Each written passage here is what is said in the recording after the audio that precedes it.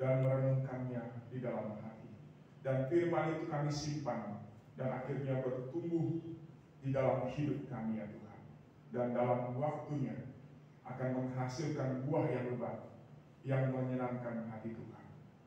Karena itu Bapa, biarlah kiranya Engkau menerangi hati dan pikiran kami melalui Allah Roh Kudus untuk mengerti firman Tuhan dan memampukan kami untuk melakukannya di dalam hidup kami. Biarlah kiranya Engkau berbicara kepada setiap kami ya Tuhan, baik melalui hamba-Mu yang akan menguraikan isi firman Tuhan, maupun kepada semua jemaat-Mu yang mendengarnya, supaya kami sungguh dibangunkan dan dikuatkan oleh Engkau melalui firman-Mu ya Bapa. Ajarlah kami ya Tuhan, kami membuka hati kami untuk firman-Mu. Demi nama Tuhan Yesus kami berdoa. Amin. Shalom Bapak Ibu Saudara yang dikasih Tuhan. Selamat pagi, kita bersyukur lagi bahwa hari ini kita boleh beribadah kepada Tuhan.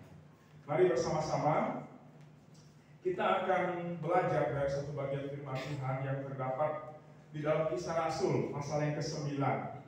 Kisah Rasul pasal yang ke-9, kita membaca ayat 10 sampai dengan ayat yang ke-18. Kisah Rasul pasal yang ke-9 ayat 10 sampai dengan ayat yang ke-18.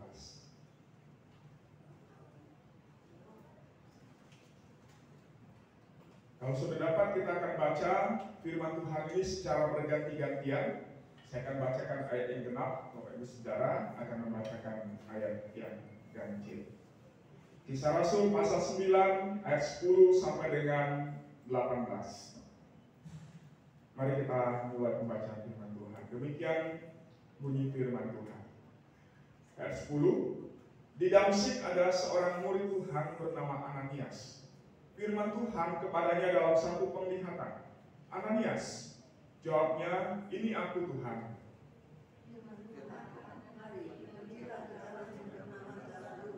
Dan carilah di rumah Yudas seorang dari Tarsus yang bernama Saulus. Ia sekarang berdoa. Dan dalam satu penglihatan ia melihat bahwa seorang yang bernama Ananias masuk ke dalam dan menumpangkan tangan ke atasnya supaya ia dapat melihat lagi.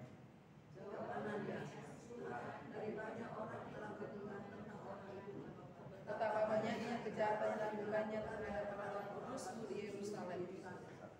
Dan ia datang kemari dengan kuasa penuh dari imam-imam kepala untuk menangkap semua orang yang memanggil namamu. Tetapi firman Tuhan kepadanya, pergilah, satu orang adalah anak melihat bagimu untuk memberitakan namaku kepada bangsa-bangsa lain, serta raja-raja dan orang-orang Israel. Aku sendiri akan menunjukkan kepadanya betapa banyak penderitaan yang harus ia tanggung oleh karena namaku. Lalu pergilah Ananias ke situ dan masuk ke rumah itu. Ia menumpangkan tangannya ke atas Saulus, katanya, Saulus saudaraku, Tuhan Yesus yang telah menampakkan diri kepadamu di jalan yang engkau lalui, telah menyuruh aku kepadamu supaya engkau dapat melihat lagi dan penuh dengan Roh Kudus. Bersama-sama. Dan seketika itu juga seolah-olah selaput gugur dari matanya, sehingga ia dapat melihat lagi. Ia bangun lalu dibaptis. Bapak Ibu Saudara, demikianlah firman Tuhan yang menjadi perenungan kita pada pagi hari ini, yang akan kita renungkan di bawah satu tema, yaitu dipulihkan untuk menjadi alat Tuhan. Ya, dipulihkan untuk menjadi alat Tuhan.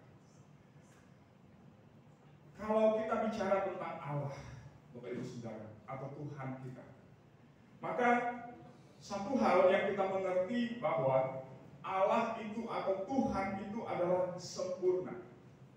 Kata sempurna artinya di dalam seluruh keberadaannya Allah itu sudah lengkap, sudah penuh, sehingga tidak perlu ditambahkan, tidak ada sesuatu yang kurang dalam dirinya, dan tidak ada sesuatu yang menjadi rencana dan kehendaknya yang gagal di dalam kehidupan kita. Kata sempurna juga berarti bahwa Allah di dalam seluruh sifatnya menyatakan kepada kita bahwa di dalam dirinya sendiri dan karyanya dalam kehidupan kita, maka Allah itu adalah Allah yang punya tujuan di dalam segala sesuatu yang Dia lakukan. di dalam karyanya di tengah-tengah dunia ini, maka Bapak Ibu Saudara yang dikasih Tuhan, dari pengertian ini kita memahami bahwa di dalam seluruh yang dikerjakan oleh Allah di dalam dunia ini, tidak ada sesuatu yang terjadi tanpa tujuan yang jelas. Karena Allah bekerja sesuai dengan visinya, yaitu kehendaknya. Dan dia menjalankan itu di dalam misinya, yaitu di dalam karyanya yang mengerjakan dan menyempurnakan apa yang menjadi kehendaknya di dalam kehidupan setiap orang-orang yang setiap manusia yang diciptakannya, termasuk di dalam alam semesta ini. Maka kita membaca di dalam firman Tuhan mengatakan apa? Bahwa alam semesta diciptakan Tuhan. Tujuannya apa? Untuk memuliakan Tuhan, untuk mengagungkan nama Tuhan. Maka dikatakan lancakrawanglah memuliakan Allah, langit memberitakan tentang Tuhan dan lain sebagainya. Maka kalau kita belajar dari bagian ini Bapak Ibu Saudara dikasih Tuhan, aplikasi yang pertama yang sederhana yang dapat kita ambil dari bagian pendahuluan ini adalah sebagaimana Allah kita yang telah menciptakan kita menjadi ada dan kita hidup di dalam dunia ini, ingin mengatakan bahwa setiap kita yang hidup harus punya tujuan hidup yang jelas. Artinya apa? Tidak boleh ada orang yang hidup arahnya tidak tahu kemana. Atau tidak boleh ada orang yang berpikiran yang penting aku hidup, yang penting aku bisa menjalani hari-hariku itu sudah cukup. Tidak boleh seperti itu. Karena apa? Karena Allah kita yang telah menjadikan kita sesuai dengan gambar dan rupanya, menyatakan kepada kita bahwa setiap orang diciptakan untuk satu tujuan dan maksud Allah yang Allah mau kerjakan di dalam kehidupan masing-masing kita.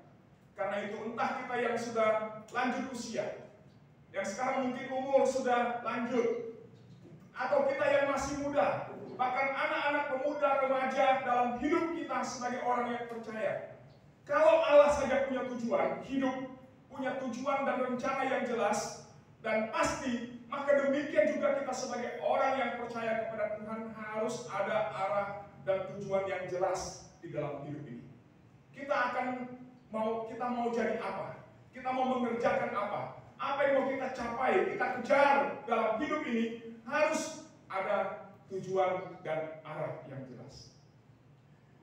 Karena itu Bapak Ibu Saudara yang dikasih Tuhan, berkaitan dengan bagian yang pertama ini, maka kita perlu merenungkan di dalam hati kita, di dalam hidup kita, dalam pikiran kita, dalam seluruh kehidupan kita. Satu pertanyaan yang penting.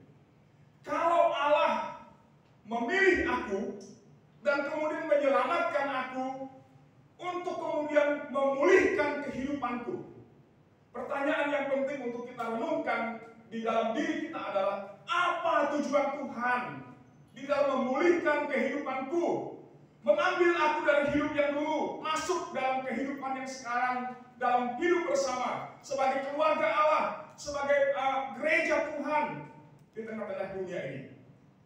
Bapak Ibu Saudara yang dikasih Tuhan, karena seperti yang saya katakan tadi bahwa Allah di dalam karyanya, di dalam kehendaknya, itu punya tujuan yang jelas, punya rencana yang jelas untuk segala sesuatu yang telah Dia ciptakan dan Dia jadikan.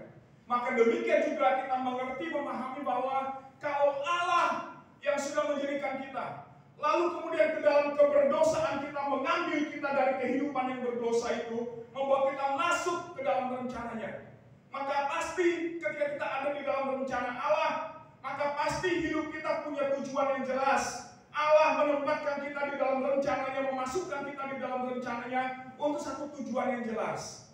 Karena itu, melalui perenungan firman pada pagi hari ini, saya mau mengajak kita bersama untuk melihat apa yang menjadi kehendak Allah di dalam hidup kita. Supaya akhirnya dengan kita mengerti kehendak Allah, tujuan Allah di dalam hidup kita, kita akhirnya dapat menangkap tujuan Allah itu dan kemudian melakukannya, mengerjakannya seturut dengan apa yang dipercayakan Tuhan kepada kita. Entah itu mudah, entah itu sulit, entah itu menyenangkan hati, entah itu membuat kita mungkin bergumul, karena sesuatu yang dipercayakan Tuhan. Tapi kita belajar bahwa kalau Allah yang sudah memilih, memanggil kita, maka pasti Dia juga akan meneguhkan kita untuk mengerjakan apa yang Dia percayakan kepada kita. Bapak Ibu Saudara dikasih Tuhan. Karena itu dalam perenungan firman Tuhan pada pagi hari ini, saya mau mengajak kita untuk belajar dari dua orang tokoh yang disebutkan dalam teks firman Tuhan ini, supaya menjadi satu pattern atau contoh bagi kita, untuk kita boleh ikuti, kita lakukan di dalam kehidupan kita, sehingga dalam kehidupan kita yang sudah diselamatkan ini, hidup kita sudah dipulihkan oleh Tuhan. Akhirnya kehidupan yang dipulihkan itu membawa kita kepada satu tujuan sesuai dengan tema kita, yaitu dipakai untuk menjadi alat Tuhan. Yang pertama, mari kita belajar di dalam ayat dari ayat yang ke-10, Bapak Ibu Saudara. Di situ disebutkan ada seorang anak Tuhan yang bernama siapa? Ananias. Wah, ini Bapak Ibu Saudara, perhatikan. Di dalam Alkitab, khususnya Kisah Para Rasul, ada dua orang yang disebut dengan nama Ananias. Kalau Bapak Ibu baca ya, Alkitab ya, kalau Bapak Ibu mengikuti pembacaan Alkitab, ya Bapak Ibu sudah baca kitab Kisah Para Rasul, maka Bapak Ibu akan menemukan ada dua orang di dalam Kisah Rasul yang disebutkan dengan nama apa? Ananias. Yang pertama, itu siapa? Ananias yang mana? Yang pertama, itu dicatat di dalam Kisah Rasul pasal yang kelima, Bapak Ibu Saudara dikasih Tuhan. Siapa itu? Nama Ananias yang pertama itu disebutkan bersama dengan istrinya, yaitu nama istrinya siapa? Sapira. Ya betul Bapak Ibu Saudara. Ini pengetahuan Alkitabnya mantap ya. Ananias dan Sapira itu judul yang dicatat di dalam Kisah Rasul pasal 5. Ceritanya bagaimana Bapak Ibu Saudara? Jadi dua orang ini, pasangan suami istri ini, sama-sama anak Tuhan, mereka sungguh mengasihi pekerjaan Tuhan, begitu ya. Dan masing-masing dikatakan oleh Alkitab firman Tuhan seperti jemaat Tuhan yang ada di Yerusalem pada waktu itu, mereka dengan rela hati mempersembahkan apa yang mereka punya untuk mereka jual, lalu kemudian uangnya dipersembahkan kepada para rasul untuk dipakai mendukung pekerjaan pelayanan Tuhan yang ada di dalam jemaat Yerusalem pada waktu itu. Hanya persoalannya apa? Ketika mereka sudah jual barang mereka, milik mereka, tiba-tiba hati mereka dibelokkan oleh satu tujuan, oleh satu keraguan. Sehingga akhirnya Alkitab katakan apa? Ketika mereka jual itu, lalu kemudian mereka bawa kepada para rasul, tapi yang mereka serahkan itu bukan sepenuhnya, tapi sebagian dari harta itu. Dan sebagian mereka serahkan pada Petrus, sebagian lagi disimpan. Tapi persoalannya bukan masalah berapa banyak yang mereka persembahkan, Bapak Ibu. Bukan masalah mereka mempersembahkan sebagian atau seluruhnya. Bukan itu masalahnya. Persoalannya apa? Persoalannya adalah ketika mereka datang kepada Petrus lalu membawa persembahan mereka, mereka katakan, ini persembahan kami. Lalu Petrus bertanya, Rasul Petrus bertanya kepada mereka, kepada Ananias yang pertama datang, apakah ini adalah seluruh dari hasil penjualan milikmu? Yang dikatakan apa? Ya, ini adalah seluruhnya yang kami persembahkan. Padahal sebenarnya mereka hanya kasih setengah, lalu sebagian lagi mereka tahan, Bapak Ibu Saudara. Akibatnya apa? Petrus katakan kepada dia, kepada Ananias, Ananias, kenapa hatimu dipenuhi dengan kecurangan? Sesungguhnya engkau bukan sedang mendustai manusia, tapi engkau mendustai Allah. Engkau mendustai Roh Kudus. Karena Petrus katakan, kalau engkau mempersembahkan milikmu, engkau mempersembahkan sebagian pun itu tidak menjadi masalah. Tapi kenapa engkau berdusta dengan mengatakan aku berikan semuanya, padahal kau hanya membawa setengah? Kalau kau berikan setengah pun itu tidak menjadi masalah, karena memberi itu berdasarkan kerelaan hati, Bapak Ibu Saudara. Maka akhirnya karena dia tetap teguh di dalam perkataan iya semuanya, dia lupa bahwa yang melihat itu bukan Petrus tapi Tuhan. Maka akhirnya dia meninggal di tempat. Bapak Ibu Saudara dikasih Tuhan, kita belajar dari pasangan ini. Mereka sepakat untuk berbohong kepada Tuhan, dan akhirnya mereka berdua akhirnya mati. Bukan karena masalah berapa banyak yang mereka persembahkan, tapi hati mereka tidak lurus di hadapan Tuhan. Karena hati mereka tidak sungguh mengikut Tuhan. Karena hati mereka tidak dengan rela hati, dengan sukacita memberikan persembahan kepada Tuhan. Bahkan lebih parah lagi, mereka dengan berani mendustai Allah dengan perbuatan mereka. Mereka lupa bahwa Allah itu adalah Allah yang maha tahu. Dia mengetahui semuanya, tidak ada sesuatu yang tersembunyi. Bapak Saudara kasih Tuhan, akibatnya pasangan suami istri ini meninggal di tempat di hadapan Petrus, di tempat di mana mereka berada. Tapi bersyukur bahwa Alkitab mengajarkan, menunjukkan contoh yang kedua dengan nama yang sama kepada kita hari ini, yaitu nama yang sama, yaitu Ananias. Apa yang kita belajar dari tokoh yang disebutkan di dalam teks firman Tuhan ini? Bapak Ibu Saudara dikasih Tuhan, Ananias ini adalah seorang rasul. Dia bukan rasul, tapi dia adalah seorang nabi, seorang yang dipenuhi oleh Roh Kudus. Sehingga kehidupannya itu sungguh dipimpin oleh roh itu, dan dia berjalan seturut dengan apa yang Tuhan katakan kepadanya untuk dia lakukan dan dia kerjakan di dalam kehidupannya. Maka satu ketika Ananias sedang berdoa, Tuhan memberikan satu penglihatan kepadanya, Bapak Ibu Saudara. Dan dalam penglihatan itu Tuhan memanggil namanya Ananias, dan dia berkata, "Ya Tuhan." Dia menjawab panggilan Tuhan itu. Lalu kemudian dalam penglihatan itu Tuhan katakan kepadanya, "Sekarang pergilah ke jalan yang lurus dan carilah di rumah Yudas seorang dari Tarsus yang bernama Saulus." Sekarang dia sedang berdoa, dan aku mau supaya engkau menumpangkan tangan ke atasnya, supaya dia yang sekarang sedang buta bisa melihat lagi. Bapak Ibu Saudara dikasih Tuhan, ketika Tuhan memberikan perintah seperti itu, Ananias tahu gak siapa Saulus? Tahu siapa itu Saulus, Bapak Ibu Saudara. Kenapa?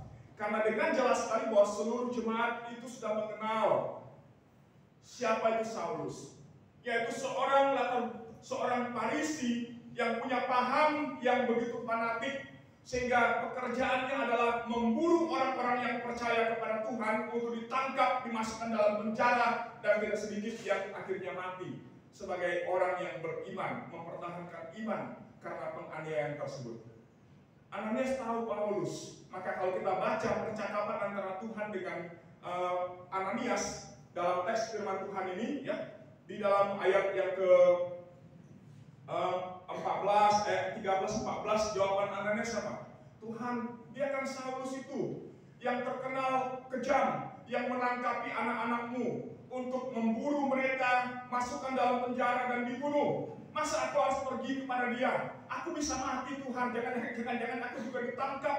Bukankah dia datang ke sini untuk menangkapi orang-orang Kristen termasuk aku, kemudian masukkan dalam penjara? Kalau sekarang Tuhan bilang aku harus pergi kepada Saulus itu, jangan-jangan nanti aku ditangkap dan dimasukkan ke dalam penjara." Itu mungkin dialog antara Ananias dengan Tuhan pada waktu itu. Tapi jawaban Tuhan kepada dia apa? "Ananias, betul yang kau katakan. Tapi sekarang aku mau pergilah kepada orang itu. Sebab," Tuhan katakan dalam bagian ini, "dia adalah orang yang aku pilih. Dia adalah orang yang aku pilih untuk melayani bangsa-bangsa, untuk memberitakan namaku kepada bangsa-bangsa lain, kepada raja-raja, dan kepada orang-orang Israel." Dan Bapak Ibu Saudara dikasih Tuhan, ketika Tuhan berkata seperti itu, apa yang dilakukan oleh Ananias? Firman Tuhan mengatakan ayat 17, "Lalu pergilah Ananias ke situ dan masuk ke rumah itu. Ia menumpangkan tangannya ke atas Saulus dan berkata, 'Saulus saudaraku, Tuhan Yesus yang telah menampakkan diri kepadamu di jalan yang kau lalui telah menyuruh aku kepadamu supaya kau dapat melihat lagi dan penuh dengan Roh Kudus.'" Dia mendoakan Saulus. Dia taat, dia pergi, walaupun dalam pikirannya mungkin ada ketakutan, tapi dia taat, dia belajar taat, melakukan apa yang Tuhan perintahkan kepadanya. Karena dia sadar bahwa hidupnya yang telah diselamatkan itu adalah untuk menjadi alat Tuhan. Maka bagaimanapun resikonya, apapun yang harus dia hadapi, mungkin dalam pikiran kalau kau harus mati karena Saulus pun, hari itu tidak masalah. Aku siap, karena ini adalah kehendak Tuhan. Ini adalah panggilan Tuhan. Tujuan Allah dalam hidupku untuk aku lakukan, supaya aku pergi kepada Saulus, mendoakan dia dan menyembuhkannya. Bapak Ibu Saudara yang dikasihi Tuhan, belajar dari Ananias bahwa sebagai orang yang percaya, mari kita ingat panggilan Tuhan kepada kita. Kalau Tuhan memilih kita dan Dia sudah pulihkan hidup Bapak Ibu Saudara dan saya, maka itu adalah untuk satu tujuan, yaitu supaya kita boleh menjadi alat di dalam tangan Tuhan.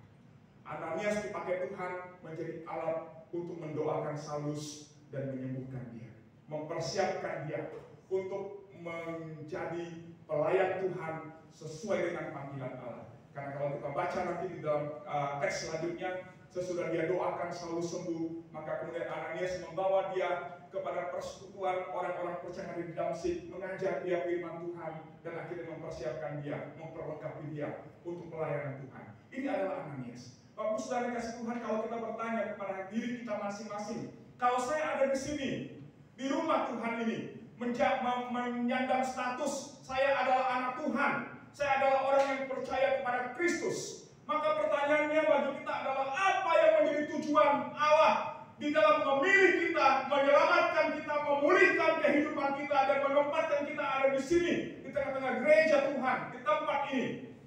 Maka seperti yang Tuhan katakan dan tunjukkan kepada kita melalui kehidupan dari Ananias dalam teks firman Tuhan pasal yang ke-9 ini, demikian juga kehendak Allah, tujuan Allah di dalam hidup kita, bahwa supaya hidup kita yang sudah diselamatkan ini, yang sudah Dia pulihkan ini, boleh menjadi alat Tuhan untuk hormat kemuliaan namanya. Tapi mungkin kita bertanya, dalam hal apa? Gitu kan? Seringkali ketika kita berbicara tentang pekerjaan pelayanan Tuhan, menjadi alat Tuhan, pertanyaan yang kita mungkin sering tanyakan adalah dalam hal apa? Bapak Ibu Saudara, menjawab pertanyaan ini, maka masing-masing kita harus bertanya kepada Tuhan, bergumul kepada Tuhan yang pertama, bertanya kepada Tuhan, Tuhan, Engkau memakai aku menjadi alat-Mu, apa yang Tuhan mau aku kerjakan? Tuhan, kalau Engkau panggil aku untuk menjadi alat di dalam tangan-Mu untuk hormat kemuliaan bagi nama-Mu, apa yang Engkau mau percayakan kepadaku untuk aku lakukan, aku kerjakan dalam hidupku, supaya akhirnya aku taat dan mengikuti panggilan itu dengan sungguh, mengerjakannya dengan setia. Bapak Ibu Saudara dikasih Tuhan, masing-masing kita dipercayakan pelayanan yang berbeda-beda. Tetapi itu Tuhan tunjukkan kepada setiap kita dengan jelas.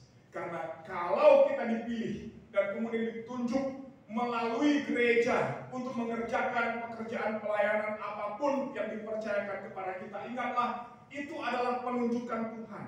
Yang memilih kita, menempatkan kita di posisi itu dalam pelayanan itu bukan manusia, tapi Tuhan yang sudah memanggil kita, mempercayakan pelayanan itu kepada kita. Maka kalau Tuhan tunjukkan dan Tuhan menyampaikan dengan jelas kepada kita, tanggung jawab kita, respon kita kepada panggilan itu hanya satu, yaitu apa? Taat. Tuhan, pakailah aku menjadi alat-Mu.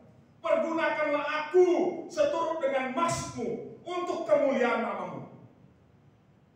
Saya senang mengutip perkataan dari Pak Stephen Tong, Pak Pendeta Stephen Tong. Dia katakan begini, saya sudah diselamatkan Tuhan, dan Dia mau pakai saya untuk menjadi alatnya.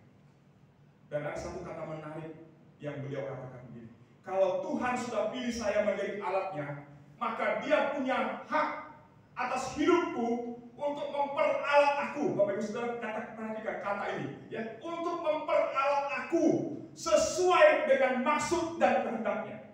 Kata memperalat itu kan konotasinya negatif ya Bapak Ibu Saudara ya. Memperalat itu artinya apa? Mempergunakan untuk sesuatu yang tujuan, entah itu untuk kepentingan diri sendiri. Ya, kalau manusia menggunakan kata itu jelas sesuatu yang tidak benar. Tapi kalau Tuhan yang menggunakan kata itu memperalat hidup kita untuk maksud dan tujuannya, maka itu adalah dalam kehendaknya, di dalam otoritasnya. Sebagai orang yang percaya, bagian kita hanya berserah Tuhan, apapun yang Tuhan mau. Aku akan taat kepadamu dan ikut panggilanmu, mengerjakannya dengan taat dan setia. Apapun yang terjadi di depan, ketika aku mengerjakan panggilan itu, Tuhan, jadilah kehendak-Mu. Seorang bapak gereja yang bernama Polikarpus, Bapak Ibu Saudara, dia hidup sekitar tahun 80-an sampai dengan tahun 120 Masehi. Dia seorang uskup, seorang pemimpin gereja dari jemaat yang ada di kota Smyrna, Bapak Ibu. Dan jemaat Tuhan pada waktu itu mengalami penganiayaan yang dilakukan oleh orang-orang yang tidak percaya kepada Tuhan. Maka satu ketika uskup Polikarpus ditangkap oleh gubernur kota Smyrna. Dia dihadapkan kepada pengadilan. Dan pada waktu itu dia dikasih dua pilihan, Bapak Ibu Saudara. Pilihan yang pertama, kalau engkau menyangkal imanmu, maka hari ini juga kau hidup. Engkau lepas dari hukuman, kamu tidak akan dihukum mati. Tapi kalau kamu tetap di dalam imanmu, maka kamu akan dibakar di alun-alun kota, dibakar hidup-hidup. Dan itu sebagai konsekuensi dari pilihan. Bapak Ibu Saudara dikasih Tuhan diharapkan kepada pilihan seperti itu. Menurut kita apa yang dipilih oleh Polikarpus? Apa yang dia pilih pada waktu itu? Apa yang dia katakan kepada sidang Dewan Kota pada waktu itu? Dia katakan seperti ini. Sudah 86 tahun aku mengikut Tuhan Yesus Juru Selamat. Dan selama itu tidak pernah dia mengecewakan aku. Bagaimana mungkin aku akan menyangkali Tuhan dan Juru Selamatku dengan mengingkari imanku di hadapan kamu. Dengan perkataan itu, dia melangkah dengan iman. Dan akhirnya dia jatuh hukuman, dibakar di alun-alun kota. Bapak Ibu Saudara yang kasih Tuhan, dia dengan berani maju menerima hukuman itu. Bagi dia itu bukan hukuman, tapi itu adalah kemuliaan. Satu kepercayaan Tuhan berikan bagi dia untuk boleh mati demi nama Yesus.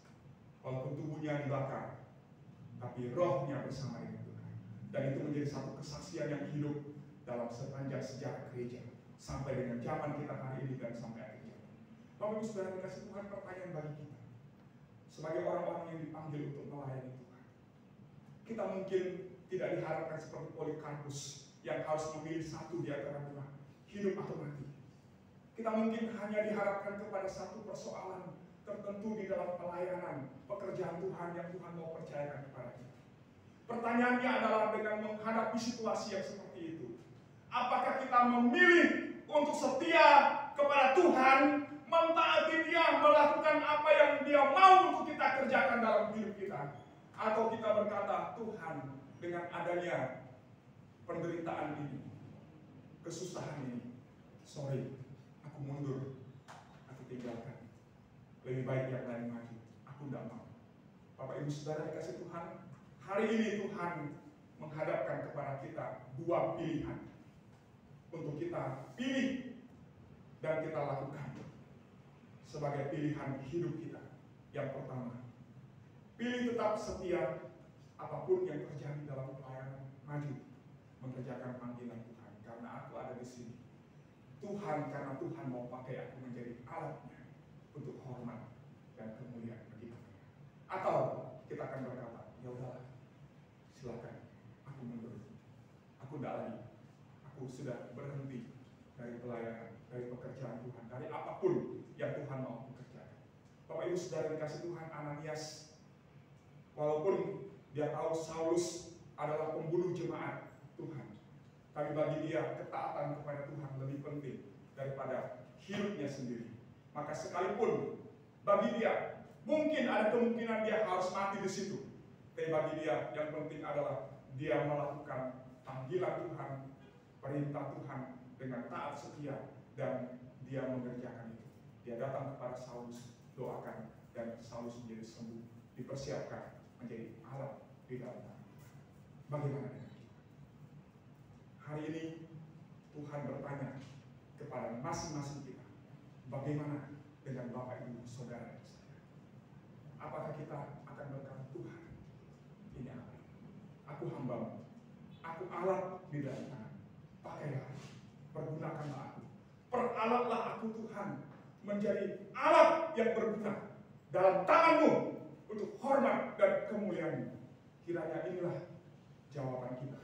Hari ini jemaat Gereja Anugerah Kristus yang mendengarkan firman Tuhan hari ini berkata seperti itu. Ini aku Tuhan, utus aku. Pakailah aku di alat di dalam tangan menjadi alat bagi kemuliaan. Yang kedua, Bapak Ibu Saudara, kita belajar dari Saulus. Siapa itu Saulus? Tadi saya sudah jelaskan bahwa dulunya dia adalah seorang pemburu jemaat Tuhan dari satu kota ke kota yang lain. Kerjaannya adalah menangkapi orang-orang Kristen, membunuh mereka, masukkan mereka dalam penjara. Tapi dalam perjalanan ke Damsyik, dia ditangkap Tuhan dalam satu penglihatan, melihat Tuhan Yesus dalam cahaya yang terang, sehingga dia jatuh dari kuda dan menjadi buta. Dan dalam kebutaan itu, dalam cahaya yang terang itu, Tuhan berkata kepadanya, Saulus, Saulus, kenapa engkau menganiaya aku? Maka dia bertanya, Tuhan, siapakah engkau? Dia kenal bahwa yang bisa melakukan itu hanya Tuhan. Maka dia berkata dan bertanya, Tuhan, siapa engkau? Maka jawaban Tuhan jelas kepada Saulus pada waktu itu. Tuhan katakan apa? Akulah Yesus yang telah kau aniaya itu. Bapak Ibu Saudara kasih Tuhan, mendengar jawaban itu Saulus tidak bisa mengelak. Karena dia tahu siapa Yesus. Karena dia hidup sejaman dengan Yesus. Dia kenal siapa Yesus dan dia sudah melihat banyak perbuatan Yesus selama Yesus hidup dalam dunia. Dan dia sebelumnya, ketika Yesus masih ada di dalam dunia, dia berdiri berseberangan dengan pengikut Kristus. Karena dia adalah orang Farisi yang membenci orang-orang yang percaya kepada Kristus. Tapi ketika dia bertemu dengan Yesus di dalam perjalanan ke Damsyik itu, hatinya disungguh, bukan hanya disentuh Bapak Ibu, dia sungguh disentakkan dari kebutaannya. Dan dia sadar bahwa apa yang dia lakukan selama ini adalah salah. Maka dia bertobat. Dalam penglihatan itu dia bertobat dan akhirnya menyerahkan diri kepada Tuhan. Maka kalau kita baca dari percakapan antara Ananias dengan Tuhan, jelas sekali bahwa Tuhan memilih Saulus dan memulihkan kehidupannya untuk satu tujuan yang jelas. Yaitu apa? Di dalam ayat yang ke-15-16 di situ dengan jelas sekali dikatakan, aku memilih dia, aku telah memilih dia untuk menjadi alatku, supaya dia pergi memberitakan namaku kepada bangsa-bangsa, kepada orang-orang yang tidak mengenal nama Tuhan, kepada orang-orang Yahudi, supaya melalui perantaranya Injil diberitakan dan banyak orang diselamatkan.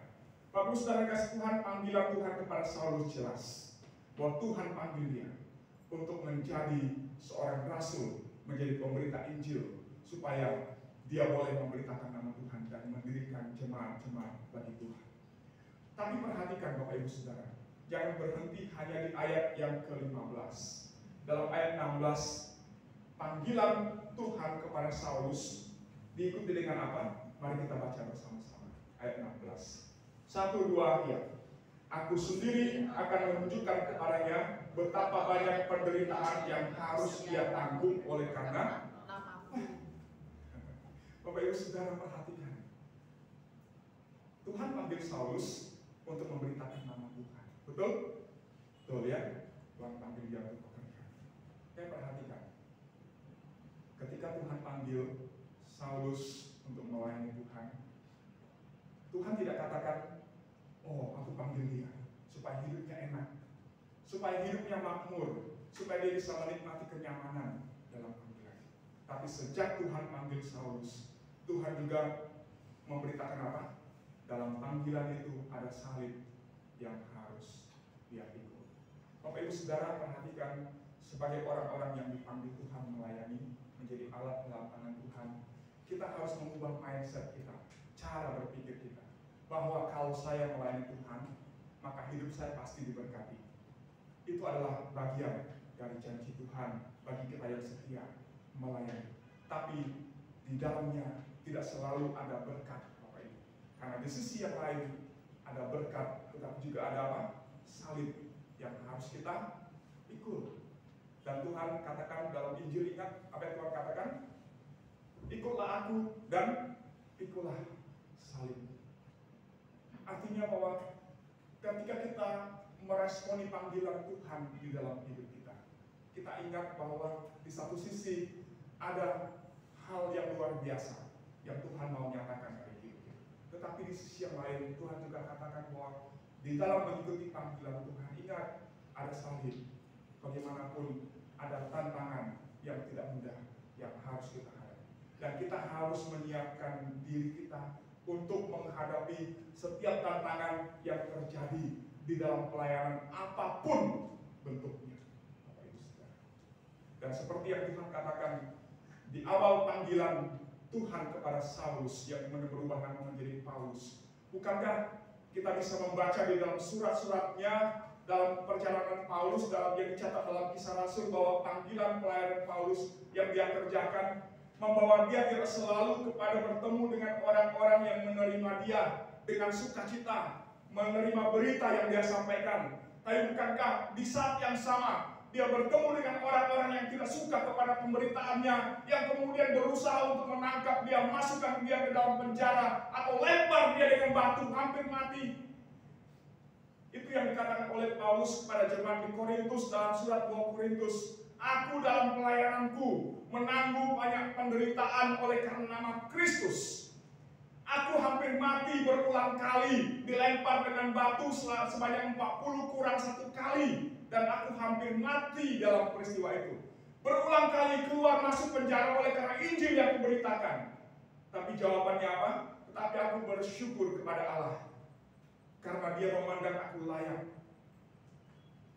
Perhatikan Bapak Ibu. Tuhan memandang Paulus layak untuk menanggung semua itu. Bagi Paulus, kelayakan itu bukan karena dia dipakai luar biasa untuk membangun banyak jemaat Tuhan. Kelayakan bagi Paulus bukan hanya bicara tentang banyak orang yang dimenangkan bagi Tuhan melalui pelayanannya. Tapi kelayakan bagi Paulus, seorang rasul yang menyerahkan hidupnya kepada Tuhan untuk melayani Tuhan adalah kalau Tuhan memperkenankan dia untuk memikul salibnya, mengambil bagian di dalam penderitaan Kristus yang harus dia tanggungkan di dalam dirinya. Dan itu adalah kemuliaan, dia katakan, kemuliaan yang melebihi apapun di dalam hidup ini. Maka Bapak Ibu Saudara dikasih Tuhan, dari ini kita mengerti bahwa melayani Tuhan ada sukacita. Dan itu amin, pasti. Karena orang yang melayani akan dipenuhi dengan sukacita Tuhan. Tetapi di sisi yang lain, bahwa melayani Tuhan juga ada salib. Karena ada air mata, ada penderitaan yang memang harus kita hadapi. Dan kita tidak boleh mengelak kalau memang itu adalah sesuatu yang harus kita jalani di dalam panggilan itu. Karena itu adalah satu kelayakan yang Tuhan percayakan kepada kita untuk kita alami. Dan bersyukurlah, sekali lagi saya katakan, bersyukurlah kalau Tuhan mengizinkan kita berada di dalam posisi itu. Kalau Tuhan memandang kita layak untuk menanggung penderitaan Kristus, supaya nama Tuhan dimuliakan darinya. Dari apa yang harus kita tanggungkan itu. Bapak Ibu Saudara dikasih Tuhan, Tuhan memanggil Saulus bukan hanya untuk happy-happy dalam pelayanan, tapi juga ada penderitaan, ada air mata. Bukan hanya untuk tertawa, menikmati sukacita bersama, tapi juga ada air mata yang kadang harus dicurahkan. Bahkan darah tercurah untuk pekerjaan Tuhan. Maka dari bagian ini kita belajar bahwa panggilan Tuhan itu ada dua sisi, Bapak Ibu. Satu sisi Tuhan menjanjikan berkat bagi mereka yang setia dan taat. Berkat itu macam-macam. Berkat secara materi, berkat secara rohani, berkat di dalam keluarga, dan berkat di dalam persekutuan. Tetapi di sisi yang lain ada penderitaan. Dan antara berkat dengan penderitaan itu adalah bagian yang memang harus kita hadapi dan kita nikmati di dalam pelayanan kita sebagai anak Tuhan. Bagian kita apa? Seperti dua hamba